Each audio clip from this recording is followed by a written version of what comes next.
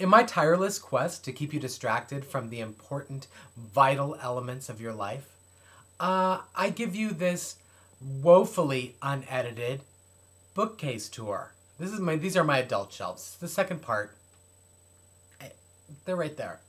Those ones. Bookshelf tour. Okay, so the next piece, this is like a little thing. I don't even know what it is. Just some change. And oh my god.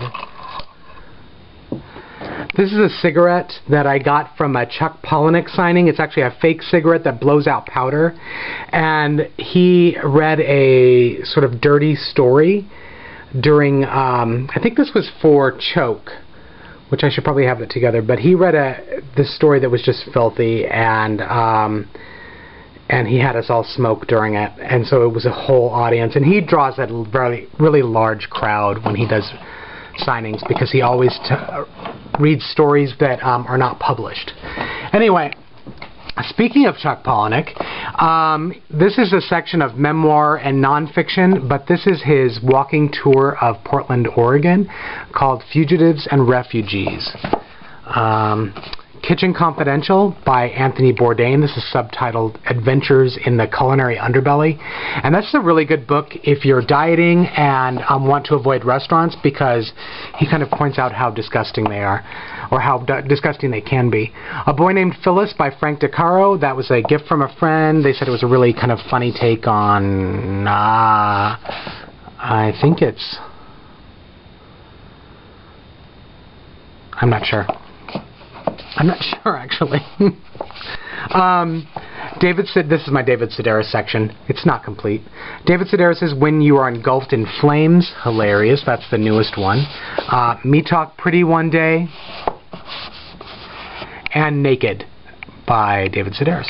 He also has another one called Dress Your Family in Corduroy and Denim, and Barrel Fever, and there's one about Christmas. Jen Lancaster's Bright Lights, Big Ass. Rob Sheffield's Talking to Girls About Duran Duran. I don't have any anecdotes about these. Crackpot the Obsessions of John Waters, which is insanely funny stuff if you're a sicko like me. Josh Comer Purcell's I Am Not Myself These Days, a memoir. He was a very famous drag queen in New York. And now I think his next book is about him and his partner going completely green and living in a farm. It's very interesting. I Hope They Serve Beer in Hell by Tucker Max. This is a gift from Mario Acevedo, and I'm sure it's infuriating.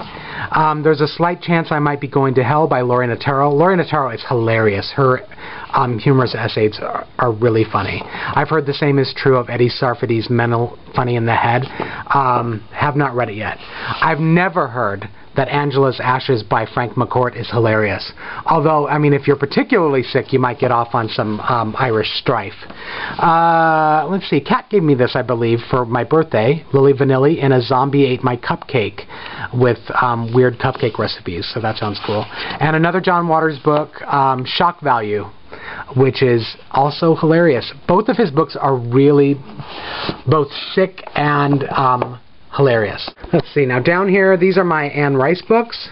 I've got Interview with the Vampire, The Vampire Lestat, and these are all, I believe, first editions. Queen of the Damned, The Tale of the Body Thief, and Memnoch of the Devil. This is where I stopped reading the vampire books. Oh my god, this is a doorstop, so heavy. The Witching Hour, this was the first in her Witch series. I never actually finished the book, although I did go ahead and pick up Lasher, which is the second in that series, I believe. Here's another Vampire Chronicles book, Blood and Gold. I've, again, not read it, nor have I read Servant of the Bones or Violin. And yet I have them. Or Vittorio the Vampire. I don't have that. Oh, God. Price tag on my bookcase. Ugh. I have read The Mummy, which I thought was really kind of fun. I'm surprised they haven't made that into a movie. Let's see. K.J. Bishop's The Etched City. I bought this primarily for the cover, and there's a bee on that pomegranate. Actually, two, which I thought was interesting. Again, my friend Joe Schreiber was contracted to write a Star Wars horror novel, and this is it. And might I just say that when George Lucas sends you on tour for a book, they put you up in really nice hotel rooms. He had a suite that was the size of my first apartment, which I had a pretty big first apartment. But The Searing by John Coyne, never read it. Neither have I read Peter Straub's Coco or The MD by Thomas M. Desch. I believe he is dead, though. I just heard about that recently. Dean Koontz' Dragon Tears. Clive Barker's Imagica. Clive Barker is an awesome author. Very weird stuff. And Cabal is signed. So I'm excited about that. First edition signed copy of Cabal. Let's see. And Peter Straub's Houses Without Doors, have not read it. And John Maxim's Platforms, also haven't read it. I've got plenty of books to read. You guys see why I'm on a book ban? Come on, not a book ban. Or a book burning, for that matter.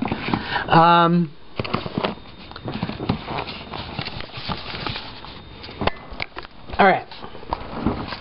So down here I've got my Stephen King books, primarily. I don't know if I need to go through them all. You've probably seen all the covers for these. These are the only 4 that are not Stephen King books. And the first one, and I got these at a library book sale, I believe, is Margaret Atwood's Oryx and Crake. Scott Smith's The Ruins, and I think I had already read this by this point, but I thought it was a fantastic horror novel. Thomas M. Desch's The Sub, A Study in Witchcraft. And Kelly Armstrong's Women of the Other World 2, It's Stolen. Let's see. And I've got Salem's Lot. Let's go with this one. Gerald's Game. I haven't read Gerald's Game. Salem's Lot is horrifying, though. From a Buick 8. Haven't read that.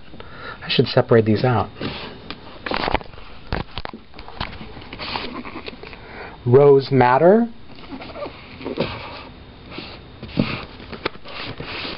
Four Past Midnight. Actually, I have a lot more. These are the Bachman books, which were, his pseudonym was Richard Bachman, and they reissued them in this big anthology. Insomnia. I keep moving that down as if I can pair it up. Anyway, this is Black House, which is the sequel to The Talisman, and that was actually a pretty awesome YA novel. I should put it over here.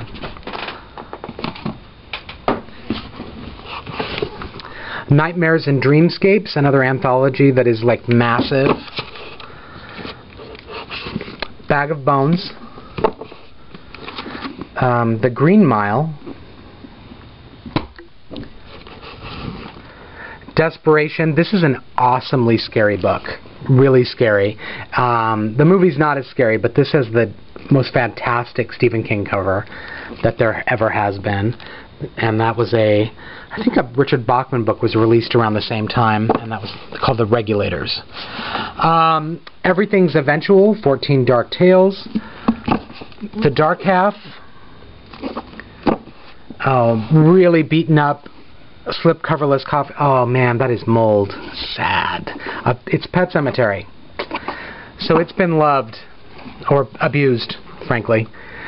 Needful Things by Stephen King, and Dolores Claiborne. I've got probably a little bit of Stephen King in. Oh, and down here is Full Dark, No Stars.